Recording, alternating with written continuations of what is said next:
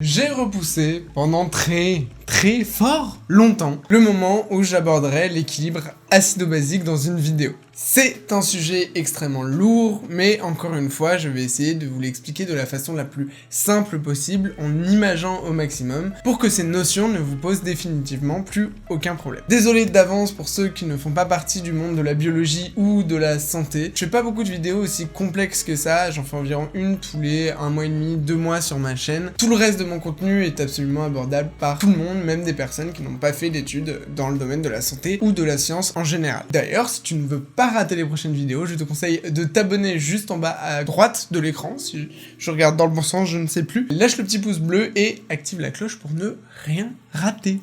Père, qui est prof de physique-chimie, va être fier de moi parce que pour introduire cette vidéo, je vais devoir vous faire un petit topo sur de la chimie, justement. Un pH n'a pas d'unité. Quand on parle d'un pH 7, par exemple, il n'y a rien derrière, c'est juste pH 7. Et le pH est représenté par la logarithme inverse de la concentration d'ion hydrogène H+, dans le plasma. Bon, c'est un terme complexe qui fait un petit peu peur, mais en réalité, il signifie simplement que quand le pH augmente, ça veut pas dire que le sang devient plus acide. C'est l'inverse. Le pH est compris entre 0 et 14 en solution. Un pH à 0 correspond en solution à un acide le plus puissant du monde, et 14 correspond à la base la plus puissante du monde également. C'est les deux extrêmes, si vous préférez. Comme de très nombreux paramètres physiologiques humains, le pH doit rester extrêmement stable, dans une fourchette très étroite, comprise entre 7,38 et 7,42. On n'a pas beaucoup de marge de manœuvre. En dessous de 7,38 de pH, on parle d'acidose, qu'elle soit respiratoire ou métabolique, et au-dessus de 7,42 de pH,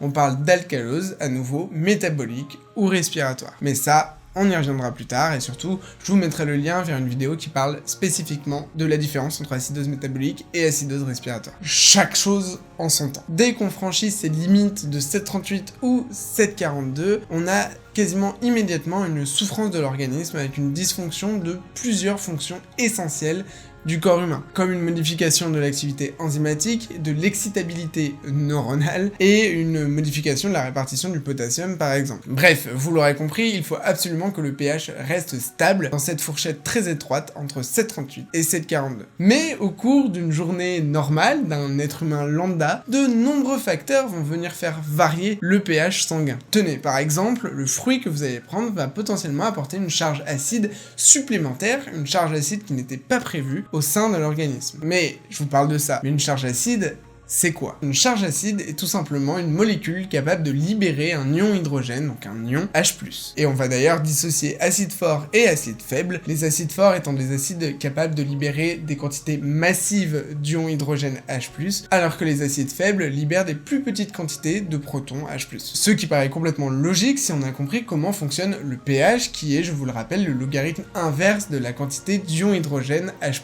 dans le sang. Plus il y a d'ion H+, plus le pH sera bas, plus le sang sera acide. Bref, maintenant que vous avez compris ce qu'est une charge acide, revenons à notre fruit et prenons par exemple une pomme. Lorsque vous croquez dans votre pomme, vous apportez à votre organisme une dose supplémentaire d'ion hydrogène H+, une charge acide qui n'était pas prévue dans cette balance, dans cet équilibre acido-basique. Et pourtant, ce n'est pas en mangeant une pomme que vous allez acidifier votre sang. Pourquoi? Parce qu'il va y avoir tout simplement des mécanismes compensateurs qui vont venir réguler ce pH. Ça tombe bien, c'est le titre de la vidéo, c'est exactement ces mécanismes compensateurs qui vont particulièrement nous intéresser. Vous remarquerez que j'ai parlé beaucoup des acides, mais très peu des bases. Une base va venir se lier de manière réversible à un ion hydrogène H+.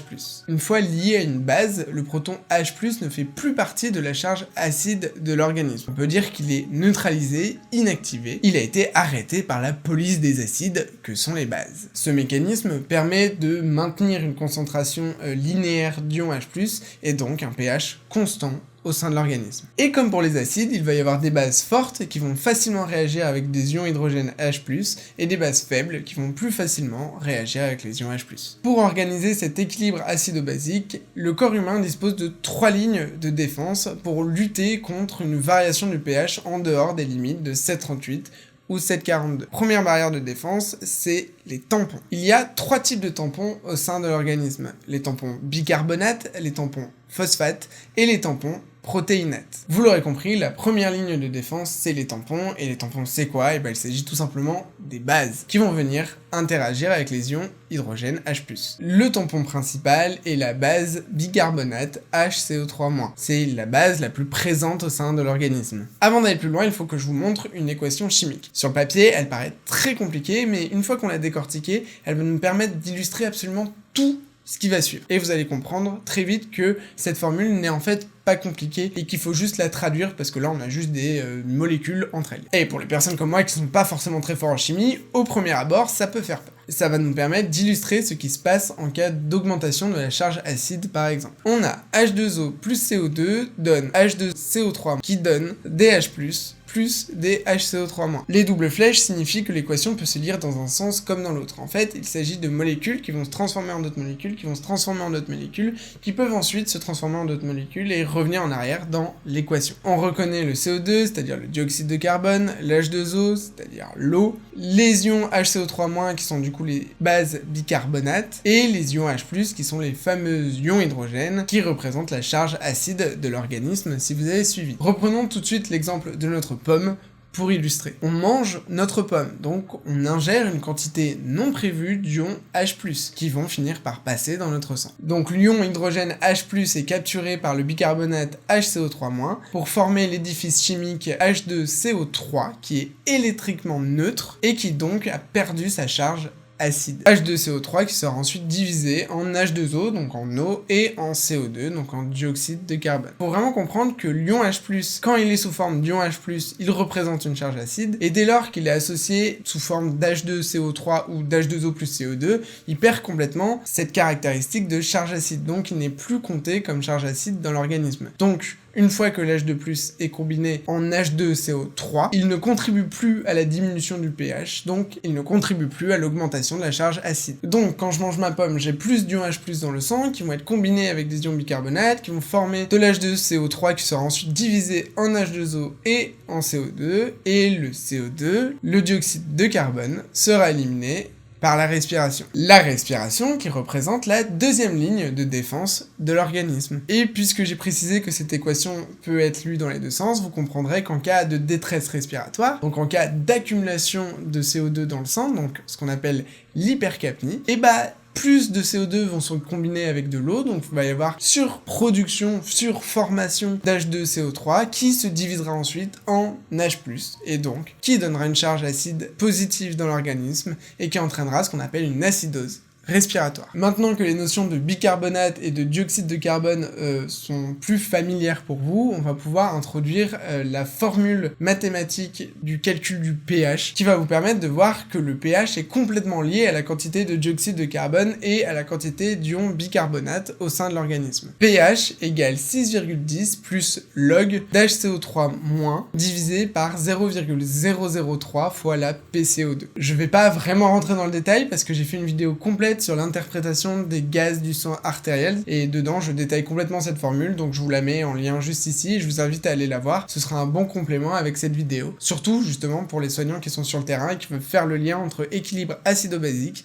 et interprétation des gaz du sang. Mais finissez cette vidéo, vous irez la voir après. Attardons-nous maintenant un petit peu sur cette deuxième ligne de défense qui est la respiration. Des capteurs très précis, appelés chémorécepteurs, situés au niveau de l'aorte et des carotides, vont être très sensibles aux variations de la quantité d'ions H+, donc d'ions hydrogène, dans le sang. Si le pH sanguin diminue, donc si la quantité d'ions hydrogène H+ augmente, il va y avoir une stimulation des centres respiratoires pour augmenter l'élimination du CO2, du dioxyde de carbone. Parce que si vous l'avez bien compris, s'il y a une augmentation du H+, il y aura forcément à la fin une augmentation du dioxyde de carbone dans le sang. Et donc, ces chémorécepteurs vont stimuler les centres respiratoires pour accélérer l'épuration du sang en CO2. A l'inverse, si les chémorécepteurs détectent une chute des ions H+, il va y avoir une inhibition des centres respiratoires pour diminuer l'élimination du dioxyde de carbone. On va également avoir des chémorécepteurs centraux, cette fois, qui vont eux détecter de façon très précise les variations du CO2, donc les variations de la capnie,